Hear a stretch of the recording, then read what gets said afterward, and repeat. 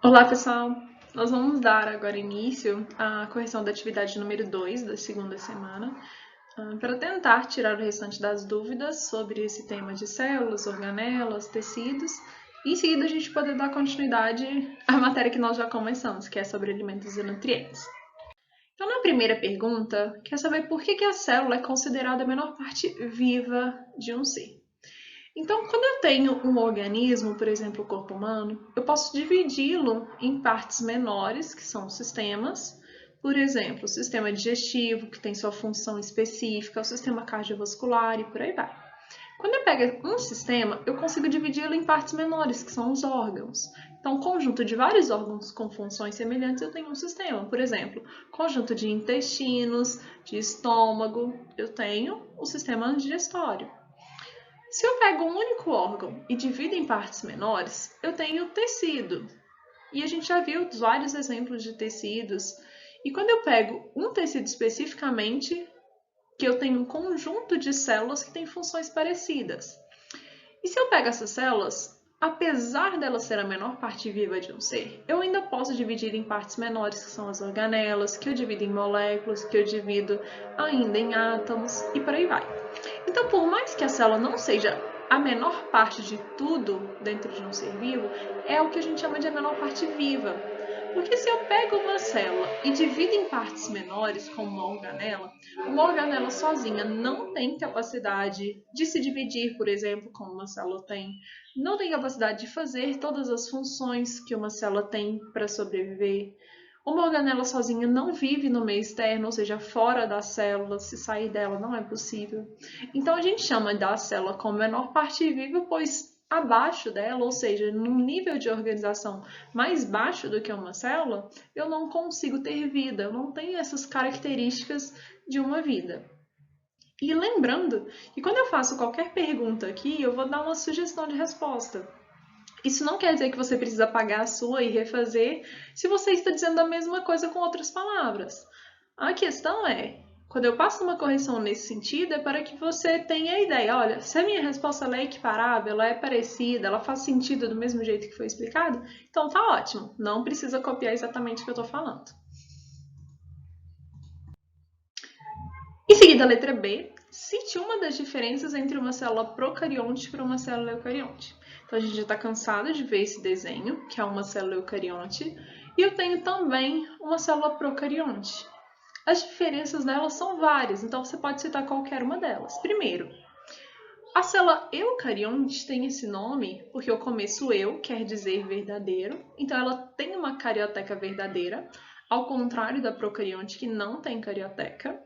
E lembrando que carioteca é essa membrana que envolve o núcleo, também chamada de membrana nuclear. Então, uma das diferenças, eucarionte tem carioteca, procarionte não tem. Eucarionte tem núcleo, procarionte não tem. Eucarionte tem várias organelas, procarionte não tem.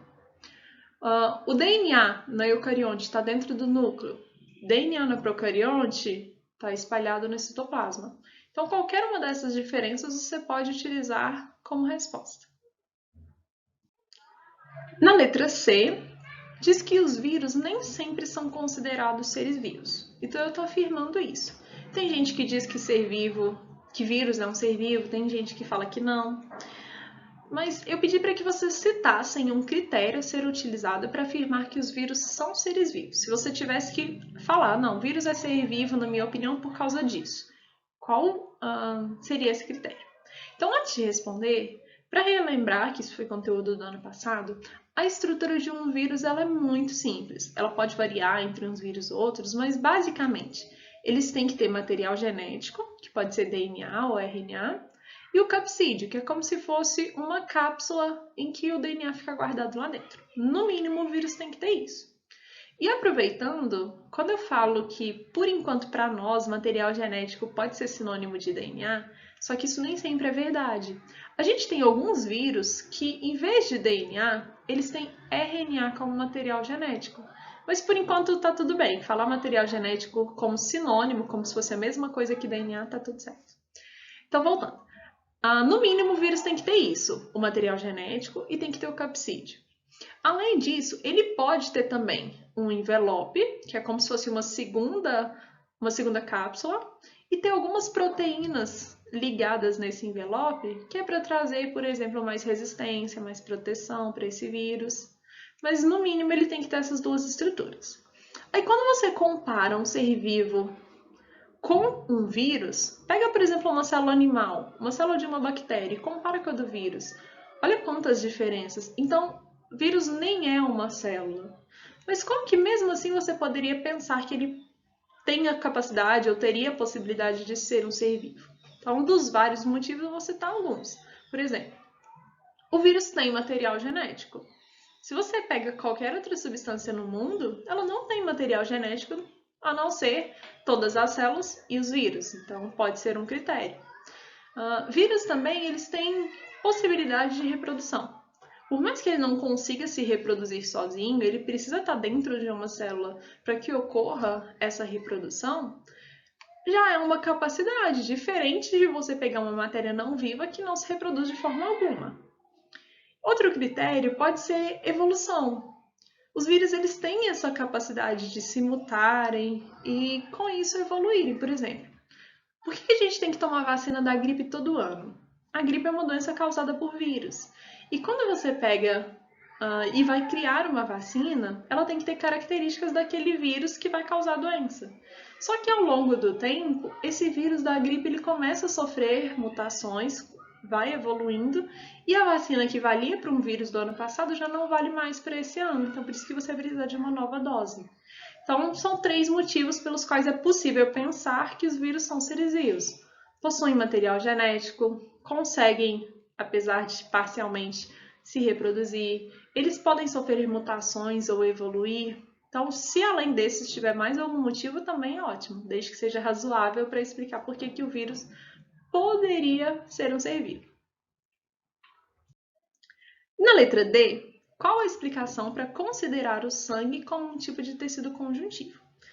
Característica do tecido conjuntivo é que ele tem células muito diferentes e muita substância extracelular.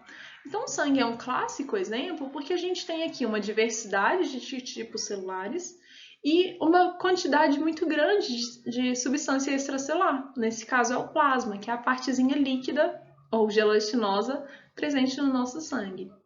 E essas células, aqui tá tudo bonitinho porque é só uma imagem, mas se você pega uma visão de microscópio, a gente consegue ver essa diferença. Então, a gente tem aqui as células vermelhas, representadas aqui. Essa é a visão específica de um microscópio, quando a gente vê exatamente isso.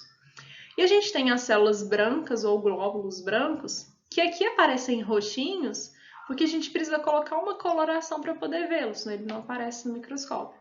Então, tá vendo que são células bem diferentes, com estruturas bem diferentes, e elas não estão grudadinhas como se fosse num tecido epitelial, por exemplo. Elas estão bem separadas com muita substância extracelular. Então, essa é uma justificativa para o sangue ser um tecido conjuntivo. Na letra E, em uma célula muscular, por exemplo, temos uma intensa atividade para a contração das células. Com isso, qual organelo estará presente em grande quantidade? Justifique sua resposta. Então, se você pega, por exemplo, o músculo cardíaco, que é formado por células musculares estriadas cardíacas, ele não está batendo, ele não está se movimentando, contraindo o tempo todo. É uma célula que tem que estar muito ativa. Então, ela gasta muita energia para fazer toda essa atividade. Se ela gasta muita energia, ela vai precisar de uma organela que produz toda essa energia para que ela possa gastar. E quem faz isso, a gente já falou, ficou cortado aqui. Quem faz isso é a mitocôndria, que é aquela organela em formato de feijãozinho. E quanto mais mitocôndria, maior a capacidade de produzir energia e mais energia essa célula vai estar podendo gastar. Então, célula muscular, célula do coração, células do cérebro, que demandam muita energia, precisam ter muitas mitocôndrias.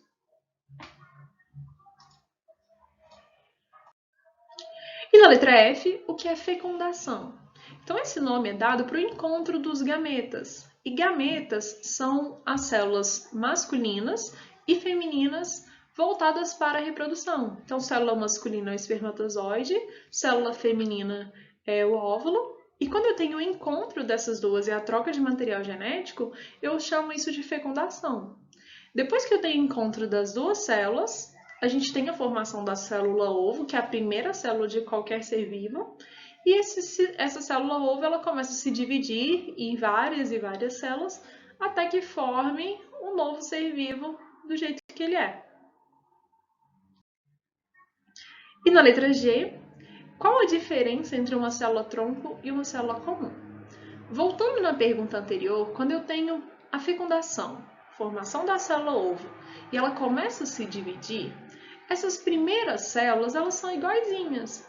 Mas você pensa, como é que uma única célula, ou as primeiras únicas células que são idênticas, dão origem ao corpo humano com células totalmente diferentes?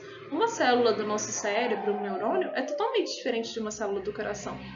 E com isso, a gente tem o que a gente chama de células-tronco, que são essas primeiras células de um ser vivo que são capazes de dar origem a qualquer outra célula. E nesse começo, quando são células que são retiradas do embrião, que são as primeiras células mesmo, a gente chama de células-tronco embrionárias. Só que a gente tem também células-tronco adulto, que não são mais células embrionárias, mas elas ainda têm capacidade de dar origem a alguns grupinhos de célula daquele tecido, por exemplo. Uma célula-tronco sanguínea consegue dar origem a vários tipos de células do sangue, por exemplo, glóbulos brancos, glóbulos vermelhos. Ela não vai conseguir dar origem a uma célula do coração, por ser uma célula-tronco adulta. Se fosse uma célula-tronco embrionária, que é aquela inicial que saiu lá do embrião, ela ainda consegue dar origem a todas. Mas, de modo geral, a diferença entre uma célula-tronco e uma célula comum é que a célula-tronco consegue dar origem a diversos tipos celulares, e uma célula comum não. Se eu pego, por exemplo, uma célula vermelha, um glóbulo vermelho, quando ele vai se dividir, a única coisa que vai ser gerada vai ser um novo glóbulo vermelho. Ele não vai conseguir dar origem a um neurônio, porque ele já é uma célula-tronco especializada, ela já tem a sua definição. E além disso, uma célula-tronco ela consegue se autorreplicar em novas células-tronco, mas isso também célula comum consegue, que ela também se replica no mesmo tipo celular dela. Na letra H, qual a importância da utilização dos microscópios na ciência?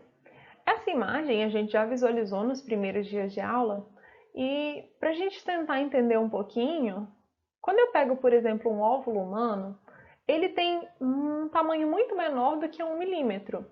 E esse 1 milímetro é aquele espacinho minúsculo entre dois tracinhos numa régua e é aproximadamente o tamanho da pontinha de um alfinete. Se esse óvulo humano, maior célula humana, já é muito menor do que esse 1 milímetro, imagina outras células que normalmente têm um tamanho de 10 a 100 micrômetros. Uma bactéria que tem 1 micrômetro, e o que era isso mesmo? É eu pegar 1 milímetro e dividir ele em 1000 partes. Se 1 milímetro, que já era minúsculo, eu ainda divido ele em 1000 partes, eu chego mais ou menos no tamanho de uma bactéria. É impossível visualizar a olho nu. Mesmo já a partir de um óvulo humano, eu já não tenho essa definição para o olho humano para conseguir visualizá-lo. Então, estruturas mais ou menos menores, ou a partir do tamanho de 1 milímetro para baixo, até mais ou menos 1 micrômetro, talvez ainda consiga ver no microscópio óptico. Estruturas menores do que essa, a gente precisa de microscópios mais potentes, como os microscópios eletrônicos. Só que a gente tem estruturas ainda menores, que são algumas moléculas ou os átomos, que nem os microscópios mais potentes atualmente são impossíveis de visualizá-lo. Por exemplo, um átomo ele é o tamanho de 0,1 nanômetro, que é eu pegar 1 milímetro e dividir ele em 1 milhão de vezes. A gente não tem nenhum microscópio que consiga ter essa resolução. Mas já sabemos que é super importante a utilização de microscópios na ciência, porque sem eles era impossível visualizar células e estruturas menores. E por fim, na letra I, temos diversos tipos de seres vivos, porém praticamente só um desses tipos é um procarionte. E que tipo de ser vivo é esse? Ser procarionte é só bactérias. A gente tem também arqueobactérias, mas isso é assunto para o ensino médio. Então, falou em procarionte, lembra de bactéria. E eu não tenho só um tipo de bactéria, eu tenho várias estruturas e vários tipos diferentes. Mas, de modo geral, falou em procarionte, não ter carioteca, estou falando de uma bactéria. E, por fim, eu espero que tenha sido útil para vocês. E lembrando que são sugestões de respostas, então, se a sua resposta estiver diferente, mas com o mesmo sentido, você estiver explicando simplesmente com outra palavra, tudo bem, não precisa refazer de forma alguma. É só se a sua resposta estiver totalmente diferente, passando uma ideia totalmente diferente dessa, ok? Qualquer dúvida, estou à disposição. Abraços!